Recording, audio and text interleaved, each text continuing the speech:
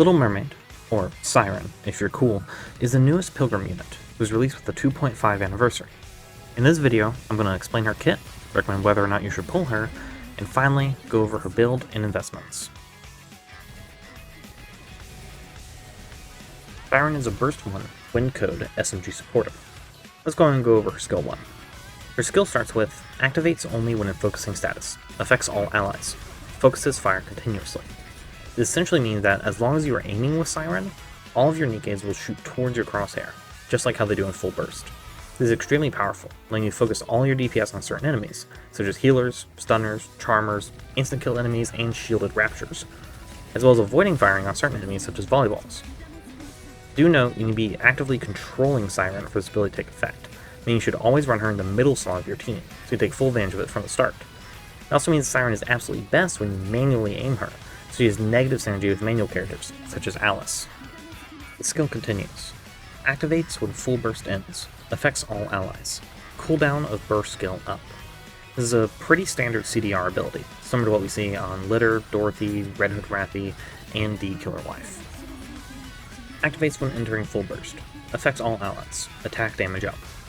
Once again, a very straightforward skill that requires little explanation. Finally, activates each time total ammo consumed by allies reaches 400, affects all allies. Fills burst gauge. This is a very powerful ability. This will not take effect if you're currently in full burst, however it will get you into full burst very fast when you're not in it. This works best in teams heavy on machine guns and SMGs, but we're still very good if that is not the main focus of the team, but on the team is entirely centered around snipers or shotguns. Ideally, you want 2 machine gun Nikkes alongside Siren, as these 3 will proc this effect every 2.5 seconds, not including any shots fired by the other 2 allies. It's very important for this effect that you have a game running at 60 FPS, as the fire rate of automatic weapons is determined by your frame rate. Next, moving on to skill 2, it says, activate when the enemy appears, affects the target, bubble, damage up continuously. This procs on every single raptor that spawns, and places a bubble on them, causing them to take more damage as long as this bubble is on them. Next it says, activates after landing 50 normal attacks, affects the target if the target is in bubble status, explosive bubble, damage up continuously, stuns for 3 seconds, removes bubble. This only procs for attacks done by Siren, not any allies. After Siren lands 50 normal attacks, it will remove the bubble from all enemies that have it and stun them for 3 seconds while they continue to take more damage, just like from the previous ability. The stun ability is extremely powerful, increasing the survivability of the team greatly. Then it continues. Activates every 1 second only during full burst. Affects random enemy units. Deals X% of final attack as damage. Attacks sequentially 4 times. This procs once a second during full burst and takes a percentage of your final attack, which is your attack with any buffs you receive from a skill 1 or other allies, as well as the element up damage, and applies that to a random enemy. Attacks sequentially means it activates 4 times at once, so if there are multiple enemies, this effect will damage 4 of them randomly, including possibly stacking multiple times on one enemy. If there's only one enemy, then this will hit that one enemy 4 times each time it procs, meaning that enemy will take X% of her final attack damage multiplied by 4. Finally, it says, activates each time total ammo consumed by allies reaches 500, affects random enemy units. Bubble Barrage, deals X% of final attack as damage, attacks sequentially 10 times. This effect is very similar to the previous, and the sequential attack functions the same. The effect is extremely powerful against bosses, because that would mean that a single enemy would take that X% of her final attack multiplied by 10 every time 500 shots are fired by everyone in the team.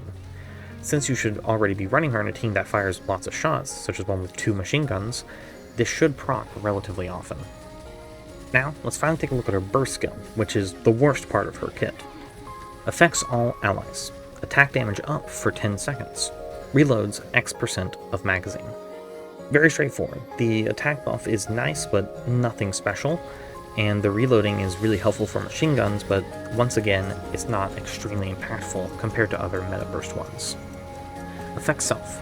Attack up X% of caster's attack for 10 seconds. Once again, a very straightforward attack buff for herself. Nice, but isn't anything special. Siren's main appeal and place in the meta lies in her skill 1 and 2. Siren is an absolute must-pull. Her ability to stun enemies in campaign makes her the top tier burst 1 for campaign. This ability is also extremely powerful in PvP. On top of that, her damage on bosses with machine gun units makes her a top tier bossing unit, and the best in slot burst 1 for many anomaly interception teams. Siren's skill 1 and 2 are extremely powerful, and should be maxed out level 10 as soon as possible. Her skill 3 only needs to be brought up to level 7, but an endgame should be leveled to 10 for the combat power boost, as she should go into your main campaign team. If you're early game or on a tight budget for skill materials, get her skill 1 and 2 to 7, and her skill 3 to level 4. For cubes, Wingman and Bastion are her best options, as you want to increase the amount of bullets she fires as much as possible in order to proc her ability sooner. For her overload gear stats, as with every character, element damage is always a good stat, as it helps in interception and in raid content. Your highest priority stat is attack up, followed by max ammo. Aside from those three, crit rate up and crit damage up stats are always nice and helpful. As stated previously, Siren works best with 2 machine gun units in her squad. Since Maid Mass is a machine gun unit, as well as Crown, your choice of burst 2 depends on if you want off burst or not. Siren has good synergy with T-Helm, due to them both recharging the burst gauge quite a bit, so if you have her built, then Crown, Siren, T-Helm, and 2 burst 3 DPSs, one of which should be a machine gun, such as Modernia, Overload Roppy, or Wily Asuka, work very well.